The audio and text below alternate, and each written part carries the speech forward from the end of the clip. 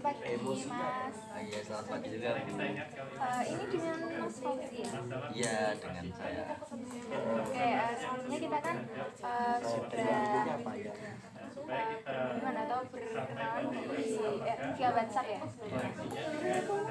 Tapi alangkah baiknya kita perkenalan lagi ya supaya Iya, kan lebih akrab ya. Oke. Perkenalkan, nama saya Nero. Mas Fauzi biasa bisa manggil Bu atau Kak atau enggak, nyamannya siap nggak?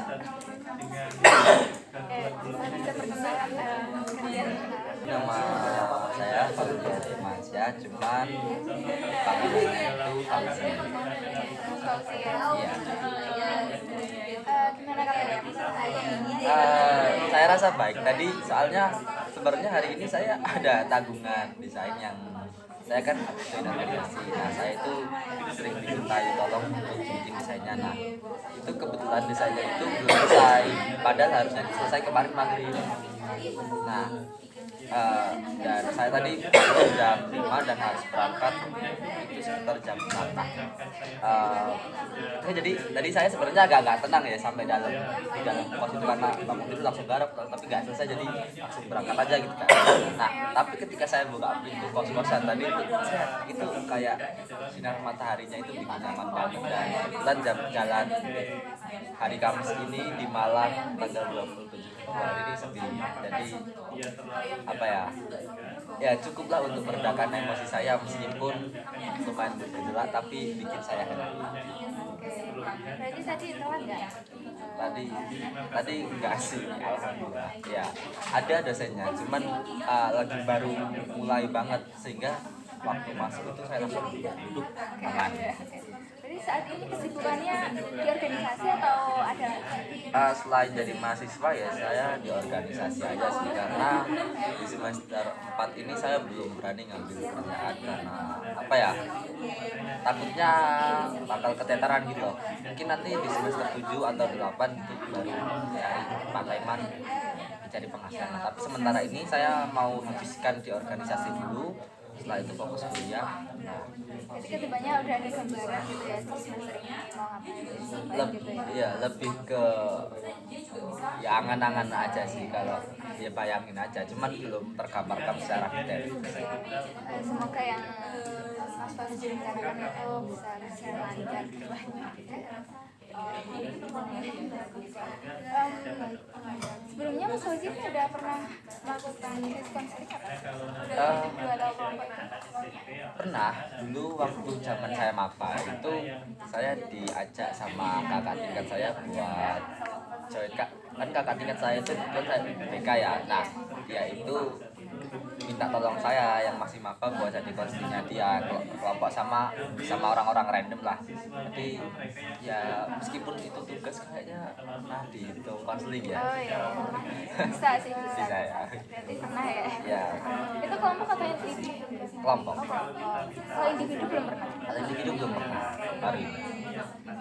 Karena ada beberapa hal yang saya jelaskan dari yang sendiri Mas Fauzi mengerti juga. Jadi pada hari ini kita kan melakukan sesi konseling yang kedua. Dalam sesi konseling ini nanti saya sebagai konselor memfasilitasi Mas Fauzi atas cerita-cerita atau persoalan hubungan yang akan Mas Fauzi ceritakan nanti. Dalam sesi konseling ini Mas Fauzi juga nggak perlu khawatir nanti cerita-cerita Mas Fauzi keluar dari forum ini, karena saya menjamin akan kerahasiaan dari cerita Mas Fauzi. Selain itu nanti saya harap Mas Fauzi terbuka ya untuk bercerita kedepannya gitu.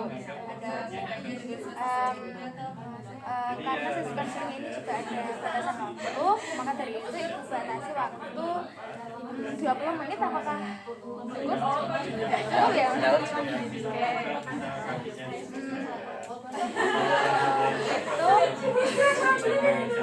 kira-kira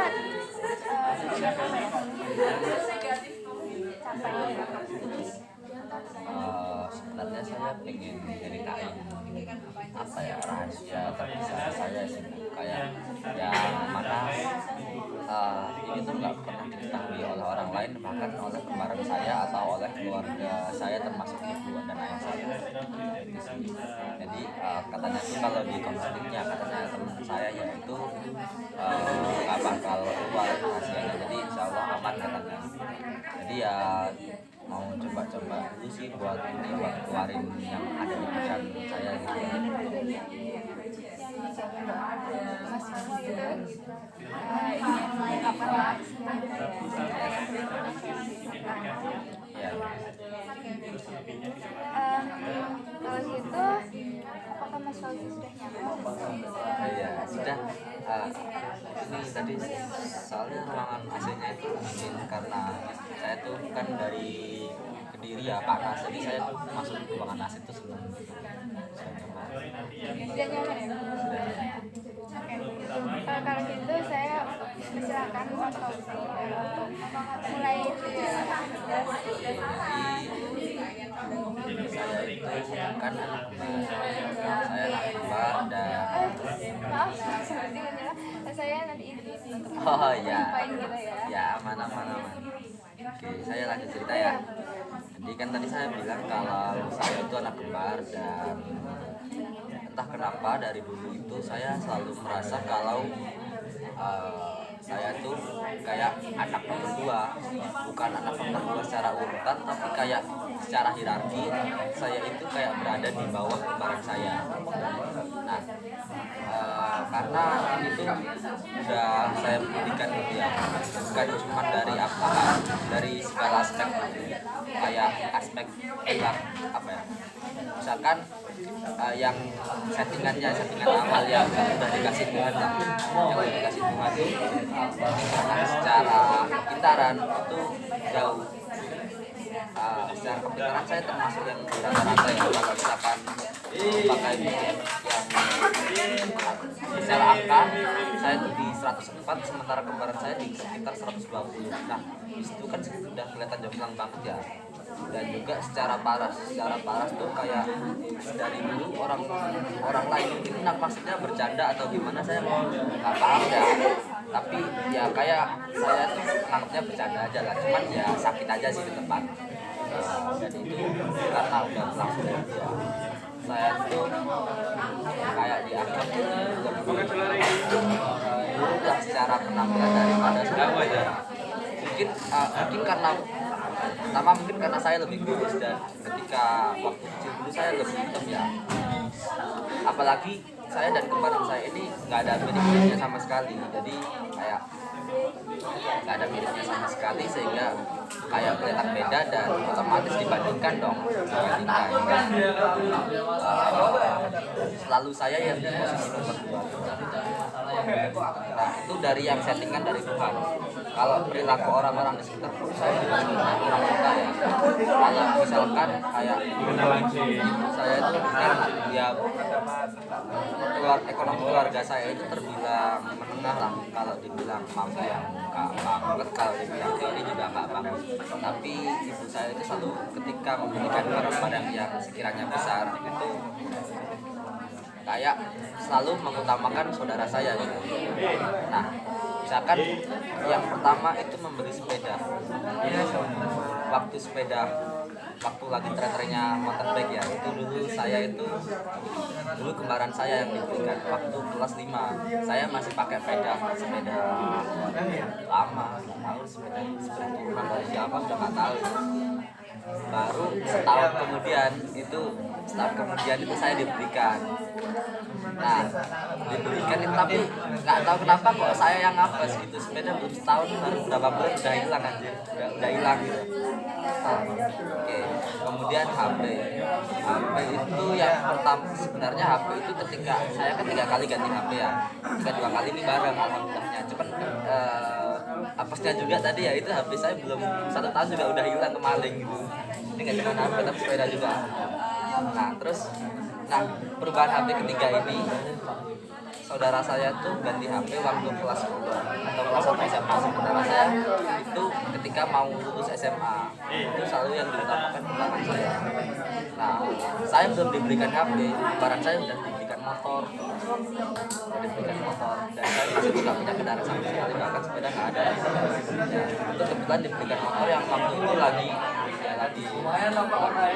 motor yang baru lah, itu secara harga sekitar 20 plus, 20 plus dan itu dan dia pakai sekian sampai sekarang. Ya bilangnya sih kayak buat motor bareng ya, tapi tetap semua orang tahu lah kalau itu motor dia gitu. Nah, terus waktu kuliah itu saya baru dibeli motor bekas, awalnya Supra sekitar harga 4 atau 5 juta gitu. Selang setahun mesin, ya mungkin saya kurang pintar ngeramnya mesin terus diganti jadi beat 3 juta tambah, tapi ya tetap kayak gimana, bukannya iri atau iri sih kalau dibilang iri sih iri, cuman nggak cuman itu lagi sih sebenarnya, ada lagi sih. Ini sekarang HP saya ini pecah, saya pecah, udah kondisi nggak bisa diapa-apain lagi dan kayak gini kondisi. Nah, saudara saya malah sekarang HP-nya ada 2. Kayak ya saya sering bilang kalau saya itu nggak iri atau gimana ya, kayak ngalah aja. Tapi ya namanya manusia kan manusia kan adalah timbul iri dengki gitu. Soalnya nggak cuma dari perlakuan secara misalkan apa ya barang dia ketika lagi bergaul dan berkumpul tuh kayak aku kan sama lebaran aku satu circle dan seakan-akan dari jokesnya teman-teman itu selalu yang misalkan kadang-kadang biasalah anak laki-laki itu kayak ejek-ejekan gitu. Nah, tapi ketika yang kena aku dan kemarin aku itu selalu yang aku nangkepnya itu kayak aku yang bersihin maksudnya jadi kayak apa ya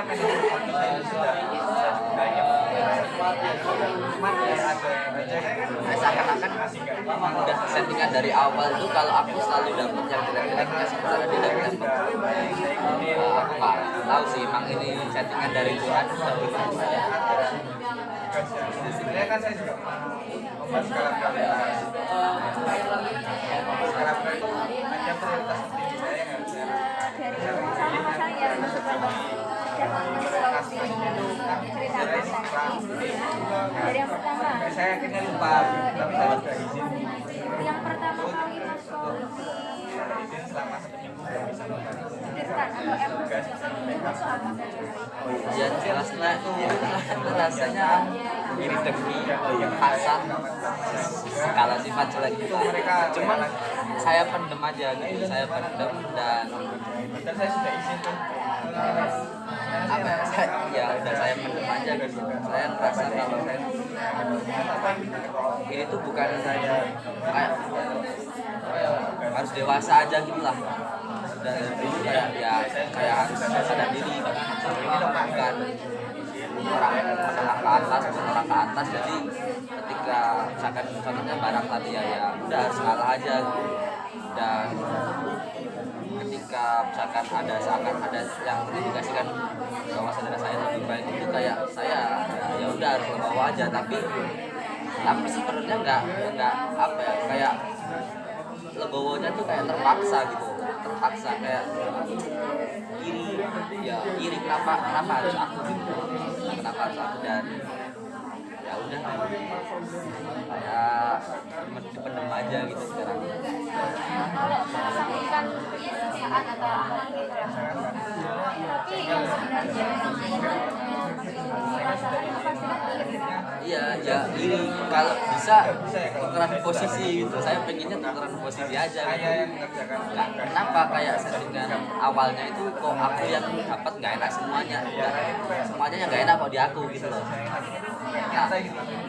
kenapa kok gitu ya? Misalkan tuker posisi aja gimana gitu.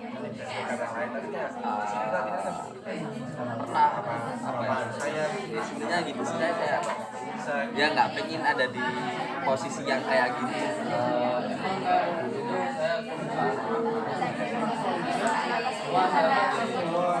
merasa dididik bersama dari keluarga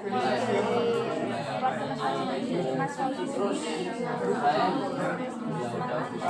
Pokoknya Mas Fauzi merasa iri walaupun Mas Fauzi genial dengan perasaan tapi yang jelas visi lah ya Pak. kalau bisa Tugasnya itu ada tugas ringan.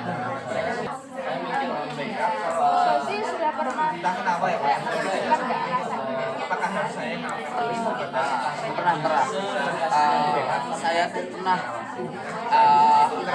apa ya, saya itu kayak misalnya pernah dompet saya itu lagi rusak, lagi kayak udah bikin kartu-kartu KTP saya kotor gitu. Nah, jadi saya mau beli dompet tapi kondisi lagi itu aku nggak ada uang dan aku bilang mbak saya mah aku segini aja biar bisa beli kan.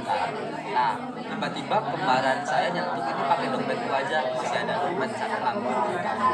Nah, itu kayak nggak tahu kenapa, mungkin emosi aku lagi nggak stabil ya pada saat itu, jadi aku kayak nggak mau gitu, kenapa bekasmu semua nggak mau bekasnya dia, padahal cuma sekedar dompet nggak stabil. Nah, ketika saya marah-marah gitu misalnya, dan habis itu saya mau ngantri saya ke pasar. Nah, kemudian saya nanya kok saya kenapa marah-marah, dan malah di situ saya ngomongnya di jalan itu kayak semakin jadi gitu, mungkin nyelakit di hati saya, jadi kayak kayaknya nggak selayaknya dan nggak sepantasnya buat emosi dan pikiran-pikiran ini keluar. Kegiatan tambahan kayak masih saya kerjakan pasien iya nggak apa-apa kan tetap mau meneruskan kegiatan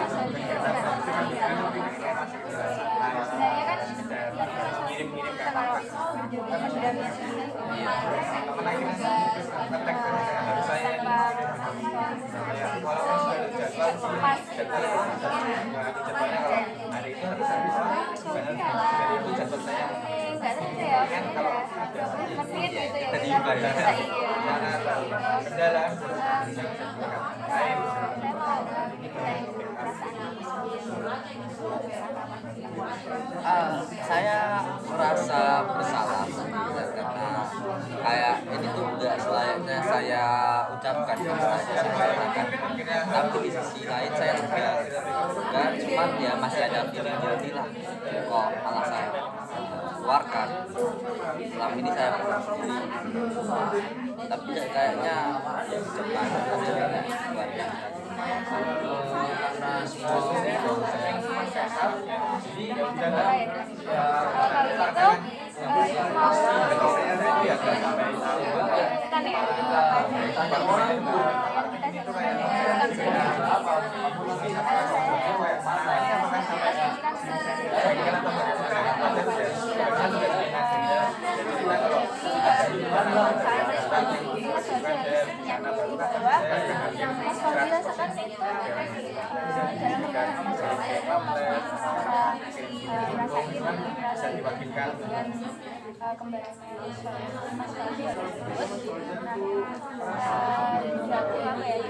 dengan perasaannya Mas penyebab dari perasaan atau emosi iri itu yang ceritakan tadi itu mulai dari asumsi yang berhasil bukan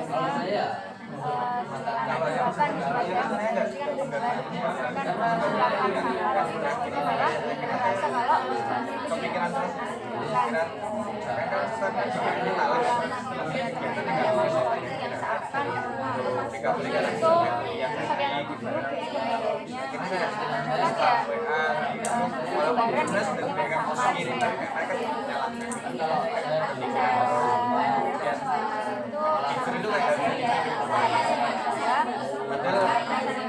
terus itu gak jadi gimana kan orangnya gak pikiran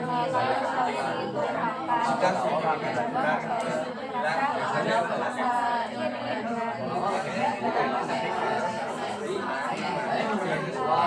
kalau gitu kita akan melakukan pertemuan yang selanjutnya kita Rabu depan aja. Soalnya yang lain ini saya lagi repot full. Oh, boleh. Ada tur di Jakarta. Kalau gitu kita nanti rencanakan lanjut lagi ya. Oke. Saya kalau gitu saya terima kasih. Kasih Kak. Baik, sudah. Sudah.